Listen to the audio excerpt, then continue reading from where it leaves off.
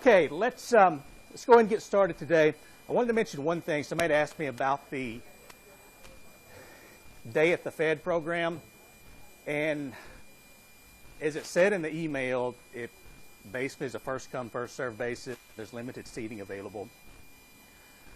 Normally, it takes quite a while for those to fill up. Well, I went, I think it was yesterday or maybe the night before to sign up, and it told me that seating for the event was full. So I'm trying to, we'll see if we can get some more spaces, because I think we've just had maybe 3 or 4, maybe 5 Murray State students sign up. One Murray State professor did sign up. And so if I can get some more spaces, then we'll try to open it back up to anybody who's interested in going, who meets qualifications. If not, then we will still try to go. If we've got, 3 or 4 students who are willing to go, we can still do it. So I just wanted you to know, if you go there, try to sign up, and it says it's closed, that's what the deal is right now. But that's closed really fast. So my guess is a local university, and not all universities get invited to this, but probably a St. Louis-based university got invited, and they took a class like this and just had everybody from the class sign up. And so that's how it filled up so fast. So anyway, we're checking on that. All right. We left off in Chapter 2 talking about corporate income tax. So we had a nice little discussion about the corporate income tax system that we have in the U.S. and also the personal tax system, which is a progressive tax system. That means that the more money you make, the higher the percentage of your income you pay in taxes. Some people like that. Some people don't like it. As I said, you should have an opinion about it, but you have to play within the rules that you're given. And so that's what we have currently. Now, the next, and we're going to continue with just talking about taxes for just a few more minutes. When it comes to corporations, there are, in this class, we're making things pretty simple, okay? If you want to know more about the corporate tax system, you can take Accounting 302, and you will learn more than you probably ever wanted to know about the corporate tax system. But in here, this is not Accounting 302, so I'm simplifying some things. For a corporation, in this class, it can have 2 different types of income. One is what's called ordinary income. That's basically the income that it receives from the sale of goods and services. So if you are a table manufacturer, your ordinary income is from the sale of tables. If you're a corporate legal firm, your ordinary income is from the sale of legal services. There's also something called a capital gain. And for purposes of this class, this is when an asset is sold for more than its book value. Now, the book value is what it's worth on the balance sheet. We're going to talk about balance sheets in Chapter 3. So it's going to be what you paid for the item minus accumulated depreciation. That is the book value. And if you sell an asset for more than its book value, that's a capital gain. If you sell it for less than its book value, that's a capital loss. A capital gain is taxed. A capital loss is a tax advantage. Now, I realize if you're an accounting major, there's other ways to calculate this, and there are other items that go with it. But for this class, this is enough. Okay, this is good enough.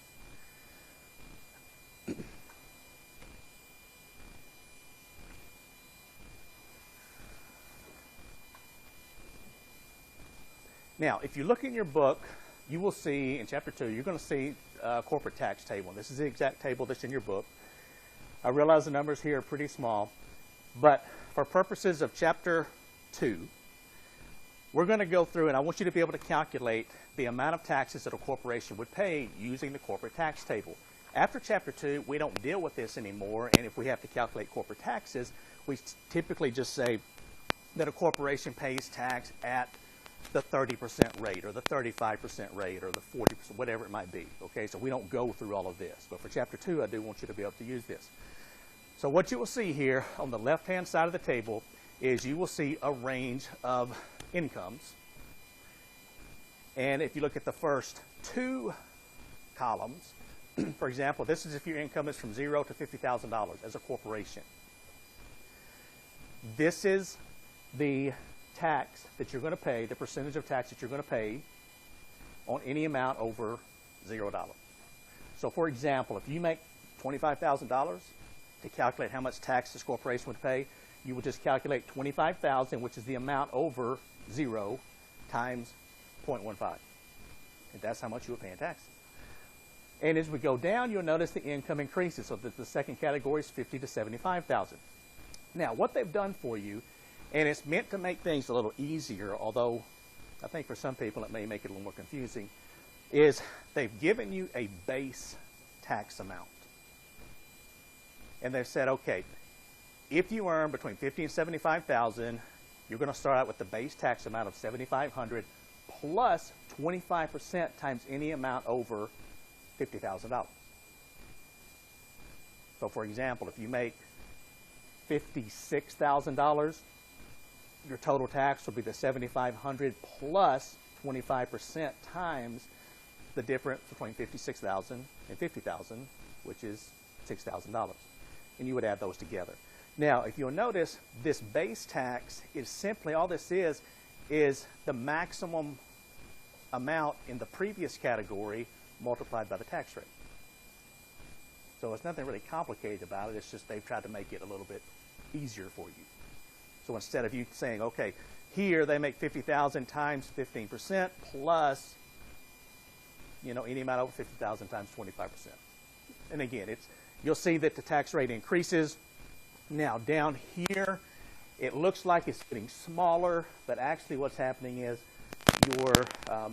because the way it's calculated, the amount in the percentage of tax that you're paying is not actually getting smaller.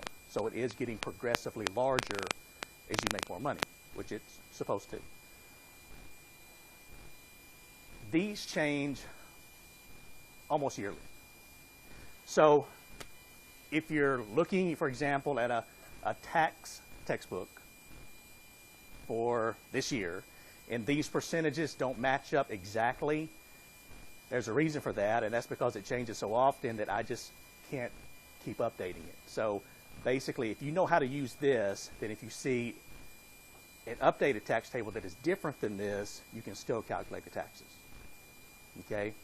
The reason I'm telling you that is if you have a small corporation, a small business, I don't want you using this tax table to calculate your income tax, because again, this is just a quick and dirty way to do it. If you have a corporation, it's going to be more complicated than this.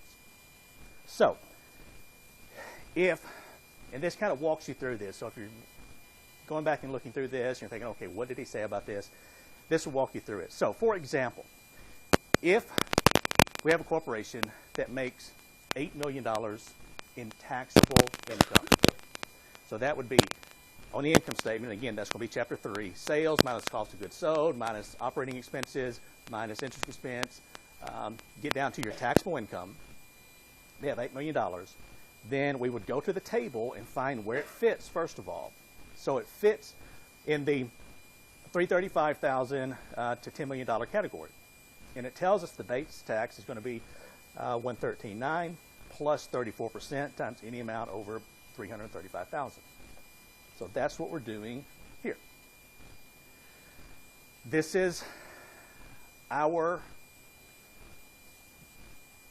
base tax, $113,900.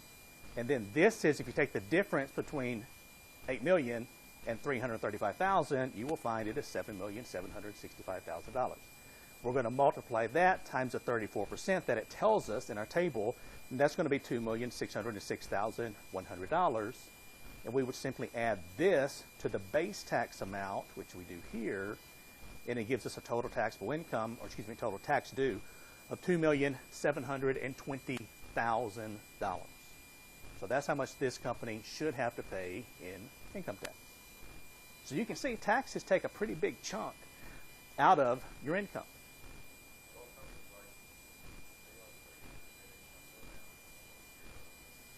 What kind of companies? Yes. That brings up a couple of good terms that I want to talk about. What we're doing here, and what we'll show you as we go through this, is, let me see if I've got it here. Okay, I don't. Let me go back. There's two terms that you need to be familiar with when it comes to taxation and corporations. One is what's called tax avoidance. And what tax avoidance is simply means that you're trying to minimize the taxes that you pay. So you're trying to minimize your taxable income. So using things like depreciation to your advantage. We'll talk about depreciation in chapter 4, I think it is. Writing off any expenses to which you're entitled legally to write off. If you're an individual, for example, if you have a child, you can take a child tax credit. If you have 3 children, you can take 3 child tax credits. If you have a mortgage, you can deduct the interest that you pay on your mortgage. If you have student loans, you can deduct the interest that you pay on your student loans up to a certain income amount. So there are some benefits, and everybody should try to minimize their taxes. There's nothing illegal about tax avoidance. It's completely legal.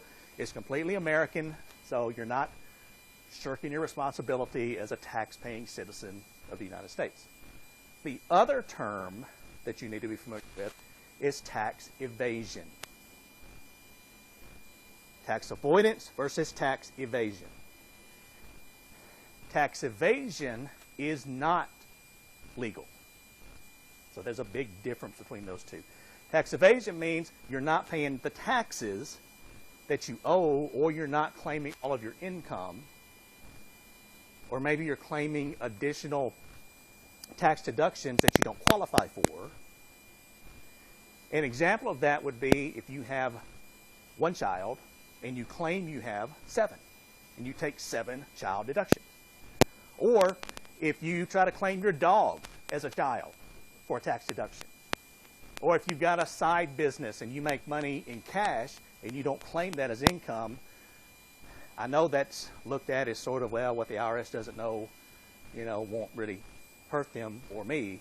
But you need to be careful about that, because the employer paying you, they may claim some type of expense associated with paying you. And if the IRS audits them, they may come knocking on your door asking, okay, why didn't you claim this income that your employer says they paid you? Okay, so that's tax avoidance. Tax avoidance will either get you fined, put you in prison, or both. So know those 2 terms. Tax avoidance, perfectly legal. Tax evasion, illegal. All right, so a couple of other terms here. What's called the average tax rate. It's pretty simple to calculate. This is the formula. And by the way, for purposes in this class, any formula that we cover in class will be given to you on the test. So for example, this formula, average tax rate, you'll have a formula sheet that I'll make up and I'll have it attached to your test. When we get to chapter 3, you will see why that is really, really useful when we cover ratios, because there's about 20 of those. But I'll give you all of the formulas, okay, so you don't have to memorize these. The average tax rate is the taxes that are paid divided by the taxable income. So for our previous example, that would be and we'll jump back just for a second, that would be the $2,720,000 divided by the taxable income of $8 million. And that tells you the average percentage that you pay. Now, basically, we can use this for comparison of, what they would pay last year on average taxes versus this year. But other than that, it's not really useful to us. But there's another term called the marginal tax rate that is pretty useful. And the marginal tax rate is the additional tax that you pay on each extra dollar of income. So what percentage do you pay on each extra dollar that your company makes? And this is actually pretty easy to calculate, and it's useful for making financial decisions, because again, we're looking at, okay, if we spend some extra money, or if we invest some extra money, or if we expand and make extra money, how much additional tax do we pay? What marginal tax bracket is it going to put us in, and is it worth our while? And so if you go back and look at the tax table, the marginal tax rates are simply these additional percentages here. The 25%, 34%, 39%. So for example, if you're this company, let's say you're in this category here, you're a corporation here. If you make $51,000 what percentage are you going to pay on that additional $1,000 over $50,000? 25%. What if you make $51,001 of income? What percentage are you going to pay on that additional dollar of income? 25%, the marginal tax rate. And you're going to keep paying 25% on each additional dollar of income until you reach $75,000, and then your marginal tax rate is going to jump to 34%. So that's what I was talking about earlier when somebody said they got a bonus and they took a lot of it. A lot of times they do that for, if it's extra compensation, they withhold at the maximum rate. Now, I'm not an accountant, so don't ask me why they do that. But typically, as your income goes up, either personally or as a corporation, you don't automatically jump to these higher tax brackets, okay? It's a graduated increase, and so you're working your way through the 15% bracket, and then you're going to pay at 25%, and then 34%, et cetera. Okay? So when somebody says they're in a higher tax bracket, it doesn't automatically mean all of their income is in a higher tax bracket, just a part of their income. All right, so marginal tax rate. And again, know that average tax rate is best used for historical purposes, and the marginal is used for decision making. So on the first test, I can tell you right now, you will have one or two questions asking you to calculate the taxes that are due based on a certain amount of income for a corporation. I will give you the tax table just like you saw it here, and you just go down through there and calculate the taxes. I will probably also give you an average tax question. Calculate the average tax the company pays. And then you may see some definitions for the average tax and the marginal tax rate.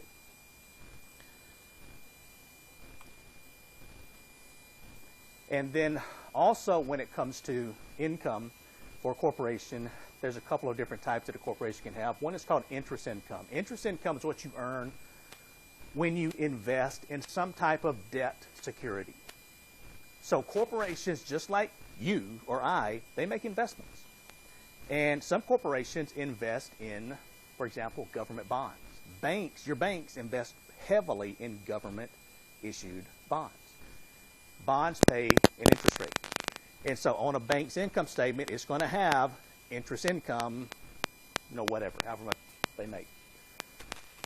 Corporations can also invest in the stock of other corporations. Now, banks can't do that. Banks legally can't invest in the stock market, but other corporations can.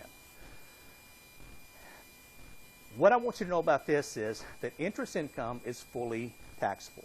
You pay taxes on all of your interest income. Dividend income, if you meet certain requirements, is 70% excluded from taxation. That's a big tax break. And the remaining 30% of your dividend income, you pay income tax just like you normally would. Now, my question is, why do corporations, now this is for corporations, okay, this is not for you. But for corporations, why does the government allow corporations to have this big tax break on dividend income, which comes from stock, versus interest income that comes from debt instruments? Why would they do? Are they just being nice? Is the government just saying, hey, corporations, we know you work hard, you employ people, we're going to give you a big 70% tax break on any dividends that you receive?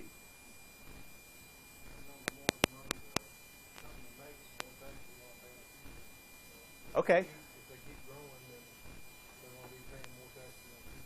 Okay, so I'm going to piggyback off what you said. If they keep growing, so dividend income comes from typically when one company invests in the stock, buy stock in another corporation. So they're investing in that company so that that company can grow. They can hire more people. They can afford to do research and development. They can put out new product lines. So as the company that this company has invested in grows, it pays more income tax. It hires more people who pay personal income tax. The economy improves. And for doing that, the company that bought the stock originally gets a tax break. But there have been a lot of studies done on this, and the government has found that it's cheaper to allow this tax break than it is to not allow the tax break and not have as much economic growth. Believe me, they're not doing this just to be nice. They're doing it because financially it's better for the government in terms of tax collection. Is everybody clear on that? Make sense? And then there's something, and we're not going to go into depth on this, but I want you to know there's something called a tax loss carry back and carry forward. What that means is if a corporation has an operating loss, which means it loses money during a certain year, it can carry that loss back up to 3 years, and it can carry the loss forward up to 20 years. And the reason for this, again, is if a company has a really bad year, maybe bad 2 years, during business cycle increases and decreases, the government has found it's cheaper to allow this tax loss carry back and carry forward than it is to actually let companies go bankrupt. They go out of business, their employees are now unemployed, and they're collecting government benefits. That's expensive. So this is actually cheaper because this keeps a lot of companies' doors open during recessions or economic downturns.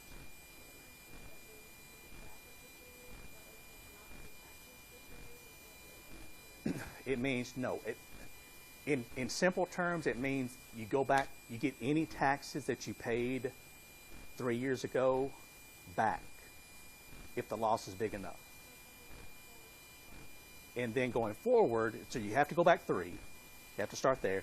Then you have to go back 2, back 1. And then if you still have some loss left, the next year, let's say you made a positive profit and you would have to pay $1 million in taxes. But if your loss is big enough to cover that, you don't have to pay taxes that year of $1 million. You get to essentially, I mean, that just goes away, essentially. And you can take it forward up to 2 years, 3 years, 4 years. Now, most companies can't take their loss forward 20 years because if you lose that much money, you're probably not going to be able to stay open.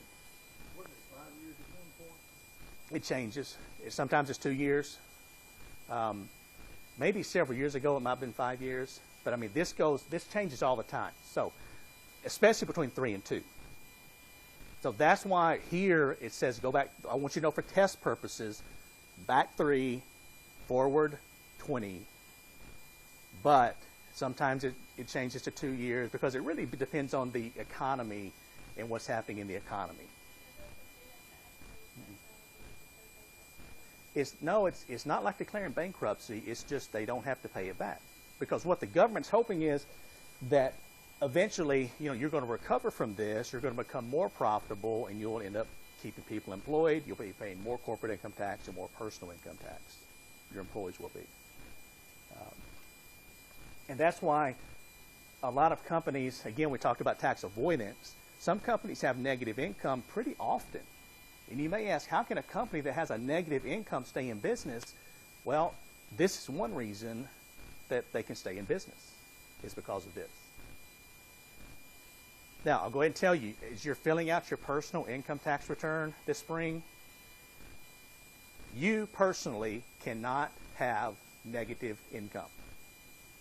So don't try that, okay, on your personal income tax. You can have zero income, but you can't have negative income.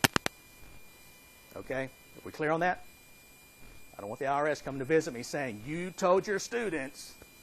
No, they wouldn't do that, but still. As personal income tax, you can't have negative income.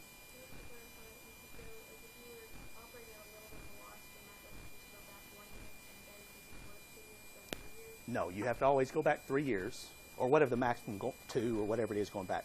So in this case, you go back 3 years. Take any taxes that you paid, and sometimes it's not even enough to wipe out that entire 3 years back taxes that you paid, but it might be a portion of it. So officially what you're doing, you're filing an amended tax return, and you get that money back or you get it as a tax credit going forward. So again, it's more complicated than this, but you start paying taxes unless you have some loss left over after going back 3 years, 2 years, and 1 year, filing amended tax returns for those years. Then the next year, if you still have a loss, you may or may not have to pay taxes.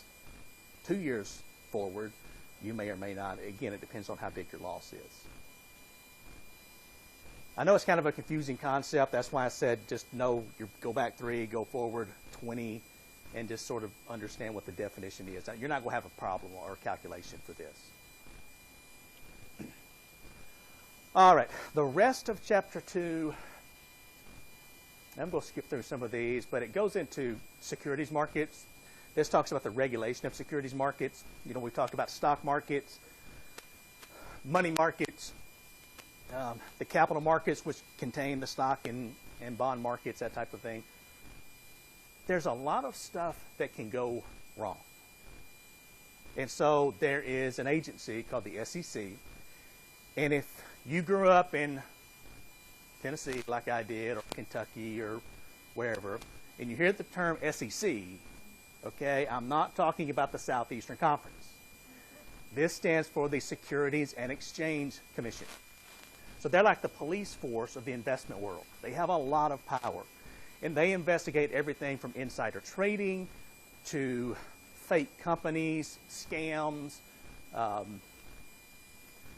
strange occurrences within the stock market, things that just don't look really normal.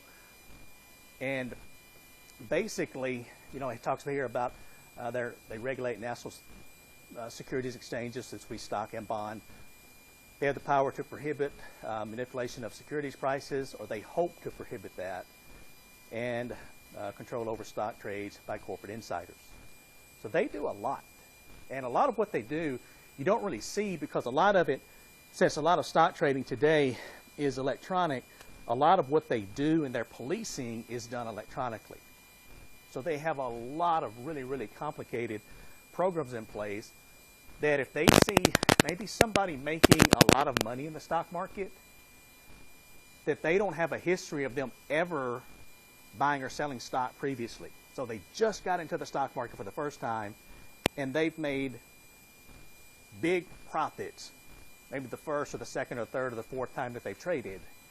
They may look a little closer at you. That might send up a red flag that, you know, what's this person doing? Are they related, or are they closely related to somebody who is an insider in a company, which will be called insider trading? We'll talk more about insider trading a little bit later. But again, SEC, know what that term is, know what they do. Investment bankers, we'll skip through some of these, but basically an investment banker, now this is different from the bank we talked about earlier in chapter 2. What we were talking about, the bank that you use, is what's called a commercial bank. So they're the ones who take deposits and make loans. An investment bank helps corporations design securities attractive to investors. So if you're a company and you're going public for the first time, for example, if you're Twitter, you're going public, you need to find buyers for your stock, because all of your stock previously is privately owned. Now, this is a huge job, especially if it's a big, what IPO stands for initial public offering, like Twitter, or when Facebook went public, huge. And so a lot of times they have to get 3 or 4 investment banking firms together to help with all of this, because it's simply so massive that one firm can't handle it. What they're going to do is they're going to find investors, either people they currently do business with, or a lot of times, excuse me, they will actually pick up the phone and call people and say, hey, this is XYZ investment bank or securities firm, and we want to know if you're interested in purchasing so many shares of an IPO. Now, let me give you some practical, real-world advice. If typically the way it works is investment banks call their best customers first, the ones who do the most business with them, and they work their way down. So, for example, for the Facebook IPO, I didn't get a phone call, because I'm not anywhere near the top of any investment firms at the top of their list. I'm way down the totem pole. But occasionally I do get a call from an investment firm asking if I want to participate in an IPO, and they will mention a company. It's a company I've never heard of. I've never heard of their product. And the reason that they're calling me is because they started at the top, and the top people didn't want to buy. And they kept going down the list, and they kept going down the list, and they kept going down, and finally they got down to me, thinking that I'm stupid enough to buy if the people above me didn't want to participate, because it's probably a bad investment. And so I'm telling you this, I don't know anybody's personal financial situation, but unless you're a pretty wealthy, I mean really wealthy person, and you get called to participate in an IPO, typically it's better just to say, I appreciate the phone call, I'm not interested, and back away quickly. Okay? First time you get the call, it makes you kind of feel good. You're like, wow, they're calling me with an IPO offer. But then you quickly realize nobody else wanted it, so they're calling me. Okay? That's a little deflating, but it does happen. All right, so investment bankers raise money, and if you would take a look at these next few slides on your own when you get a chance. Talks about the different stages. Stage 1, what happens, in terms of raising capital. Stage 2, making different decisions. Are you going to use a best effort method versus an underwritten issues method? What are the flotation costs? Flotation costs are basically what the investment bank, the CPAs, the attorneys, what they charge to issue stock. And it's really expensive to issue stocks and bonds. So corporations don't do it often because it's so expensive. Also here, setting the offering price. This is really important for companies when they're selling stock, because if the investment bank sets the price too high, nobody's going to buy it. If they set the price too low, then they're not making as much money as they could for their customers for which they're selling the stock. A good example of this is Facebook. When Facebook went public, it went public at a price, I believe, it was initially $35 per share. I think that was the initial public offering price. And so if you were lucky enough to get in on the IPO, you could buy for $35. Well, almost right away, and almost all IPOs do this, the price shot up that first day to $40 per share. And so a lot of small investors, they're trying to get in on this, but you have to wait until enough shares are sold by the initial purchasers and it gets into the market so that you can buy your shares. And so a lot of times, by the time you get to buy, the price has been pushed up. Almost immediately after Facebook went to 40, it started dropping. And it dropped, and it dropped, and it dropped, and it dropped, and it got down to about $18 per share. So if you were one of those people that got in at 40, about 3 days after it started trading, 2 days after it started trading, and then you held on to it as it went to 18, you're not really happy. Now, if you're one of those people that bought at 35 and sold at 40 4 hours later, you're pretty happy about that. Now, Facebook has recovered. It's made a really, really nice recovery. So if you did hold on to your stock when it went down, you're pretty happy now. But a lot of people, they just get enough eventually. Say you bought at 40, it gets down to 20, and you're like, man, I'm so tired of this. And you sell. You've lost half your money. And then the worst part is, kind of the salt in the wound part, you have to watch it go back up way past where you initially bought. So that's essentially investing. Sometimes you win, sometimes you lose.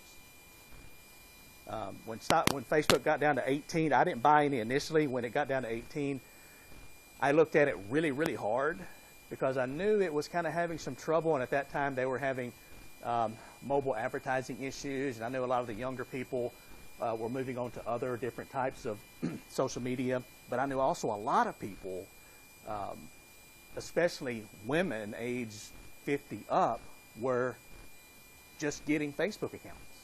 And so I thought, I may need to invest a little money in it, but I just didn't think it was going to stay where it was, because social media typically, you've got the hot thing and then something else comes along. So I decided not to invest at 18, and now I'm really sorry I didn't, because I could have made a lot of money between then and now. But again, that's the investing process, so you never know exactly what's going to happen. I don't know exactly today. We could, I'll tell you what it's at today. Let's see.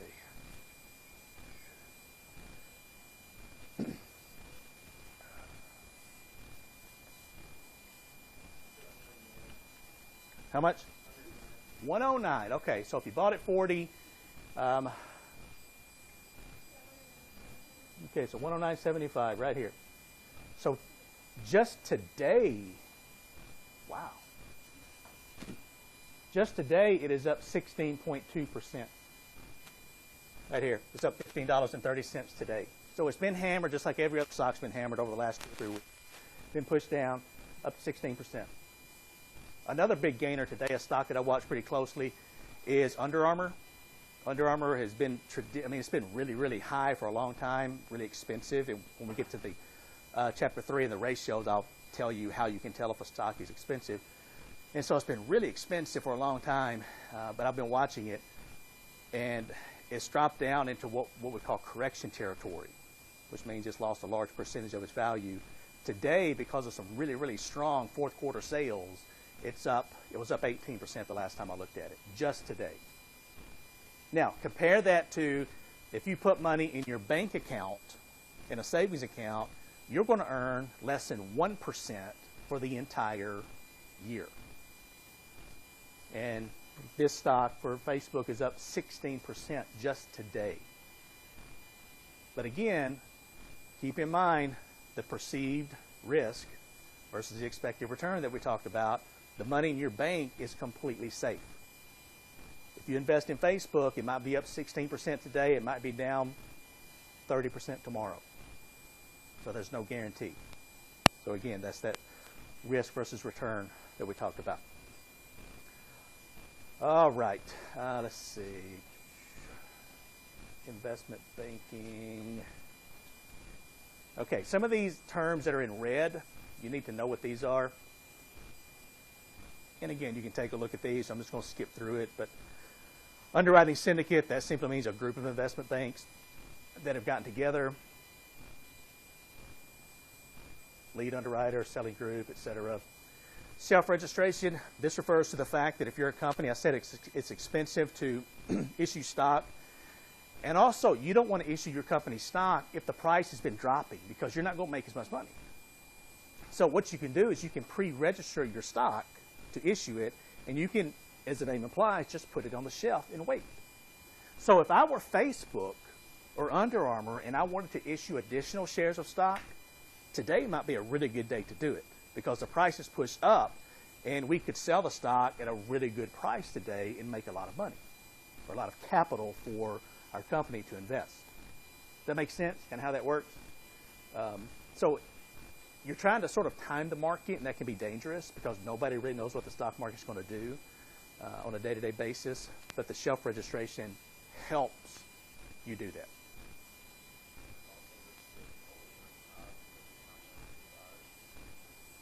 Possibly.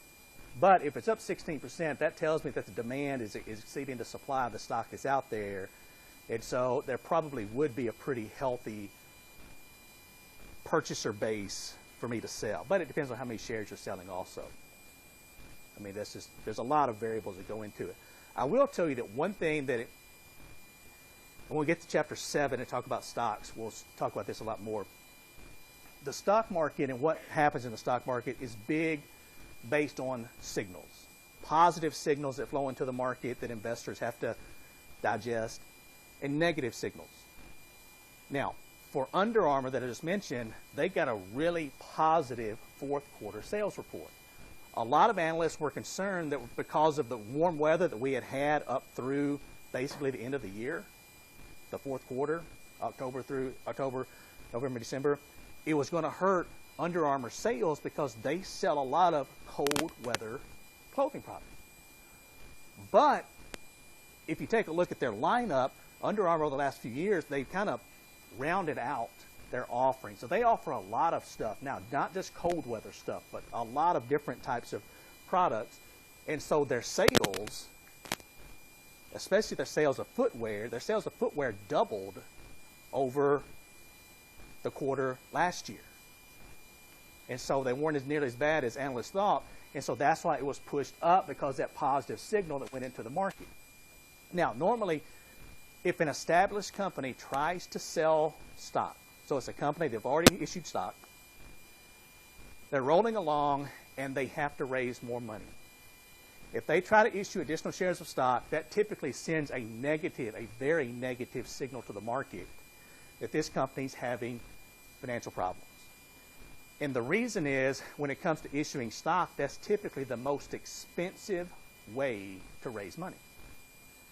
So if you're a corporation, an established corporation, and you can't borrow from your bank, you can't issue bonds, you can't issue commercial paper, you have to go the most expensive route to raise money, that sends a negative signal there's a financial problem. So just kind of keep that in mind if you see. Now, I'm not talking about new shares of stock. I'm talking about an established, publicly traded company issuing additional shares of stock. Okay? And the reason is there are cheaper ways to do that. All right, so we're going to go through. So again, take a look at these on your own when you get a chance.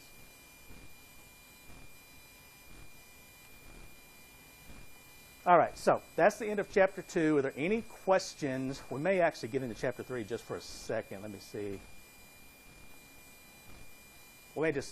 I'll show you Chapter 3, talk for just a second, then I'll get you out of here. Any questions about Chapter 2? I have one question about the stocks. So, like, an average company, how many stocks do you have to own to start getting those dividends, like stockholders? One share. Just one. Yeah. Like $5 or something. Because typically they pay their dividends per share. So if you own one share of a company that pays a $2 per share dividend, you're going to, well, let's say they'll send you a check. It's typically now going to be deposited into your brokerage account, $2. So it'll say dividend income. And then you can either take it out, you can buy more stock with it. Sometimes they have what's called a dividend reinvestment program, or a DRIP program. And so it automatically reinvests the dividends into new shares of stock. It just depends. All right, now, I want you to be taking a look at this over the weekend. I'm sure you have nothing better to do with your weekend, I'm almost positive, than look at Chapter 3. But take a look at, just kind of be reading this. And the reason is, in Chapter 3, we're going to be talking about financial statements and financial ratios. And I'm going to be asking for your help with a lot of this, because you'll notice as I go through this, let me move on through to the actual ratios themselves. And there's a lot to this. I wish I could say that learning financial ratios is easy and I can just tell you about it, but I can't. The only way to learn it is to just plow through it, calculating ratios, finding the line items on the income statement, the balance sheet, and working the numbers. So what I've done is, for each ratio listed, I'll give you the name of the ratio, I will give you the formula, and then what I would suggest doing is printing this out. And the reason I put this together initially several years ago is because when we were going through this and I was putting these up on the board, everybody was writing, but they weren't really listening too much. And so I put this here, so all you really have to do is fill in the numbers, and I'm going to ask you for the numbers. They're actually in the chapter, the income statement, the balance sheet. And then we'll calculate these, or better, you will calculate these and tell me what the answer is. And we'll do this for current ratio, quick ratio, and we're just going to work through probably about 15, 16 different ratios. So be sure to bring a calculator to class on Tuesday. Be sure to bring your book to class, or a printout of it's in your slides also, the income statement, the balance sheet, and all of this. So you can print the slides out. Other than that, any other questions? Comments? All right. I'll let you go at it today. Everybody have a great weekend. Be careful, and I will see you back here on Tuesday.